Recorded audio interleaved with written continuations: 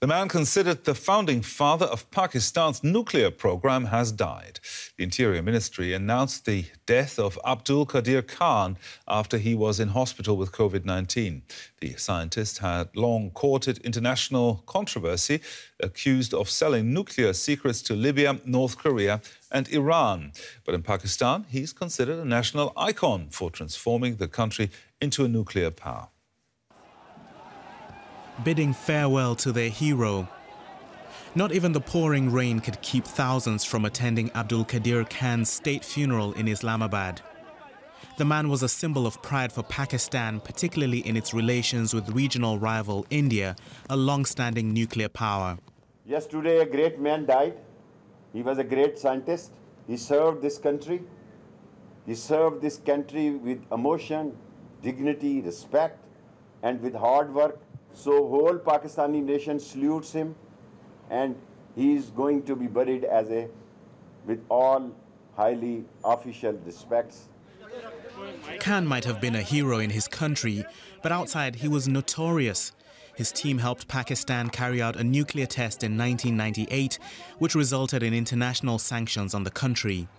The United Nations nuclear watchdog named Khan as a key figure in a global atomic black market. In 2004, he confessed to illegally sharing nuclear secrets with Iran, Libya and North Korea. I wish to place on record that those of my subordinates who have accepted their role in the affair were acting in good faith, like me, on my instructions. I also wish to clarify that there was never ever any kind of authorization for these activities by the government. I take full responsibility for my actions and seek your pardon. Pakistan's then military ruler Pervez Musharraf placed Khan under house arrest in 2004, a lenient punishment which angered the West. Khan lived mostly out of the public eye following his release 5 years later. His death has brought him back into view, polarizing opinion at home and abroad. Joining me now from Karachi in Pakistan is Professor Pervez Hubboy. He's a nuclear physicist and he also sat on the UN's Advisory Board on Disarmament Matters. Professor, as an anti-nuclear activist, which you are, what legacy do you feel Abdul Qadeer Khan leaves behind?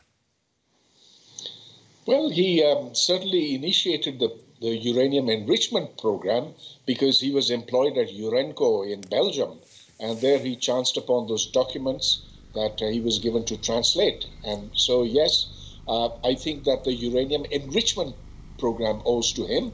However, the actual fabrication of the bomb, the design and the testing does not come from him. It comes from the Pakistan Atomic Energy Commission, and the Atomic Energy Commission and Khan's Institute were at loggerheads. They were bitter rivals.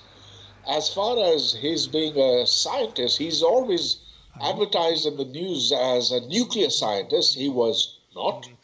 He was a metallurgist, and I think his greatest contribution was perhaps in reverse engineering. Also, I think that what you have just played doesn't convey the fact that he died a very bitter man, and he thought that he had been robbed of his legacy, that the army who had in fact recruited him and which worked essentially under him betrayed him in the matter of Professor, proliferation. let me briefly interrupt here because you talked about his legacy. Many analysts say that nuclear deterrence between India and Pakistan worked in preventing them from going to war with each other.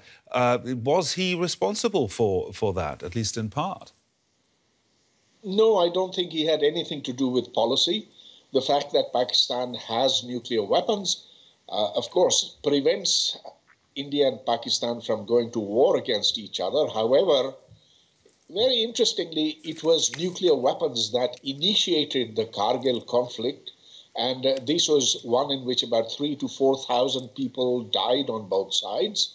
And this is a war that would not have occurred but for the existence of nuclear weapons, because Pakistan felt itself sufficiently secure, and so it felt that it could send troops, disguised of course, across the international board, across the line of control, and that's what caused the conflict. So it's, I think, a very unique case of nuclear weapons actually causing a war. Professor Pervez Hoodbhoy, physicist and anti-nuclear activist, thank you very much.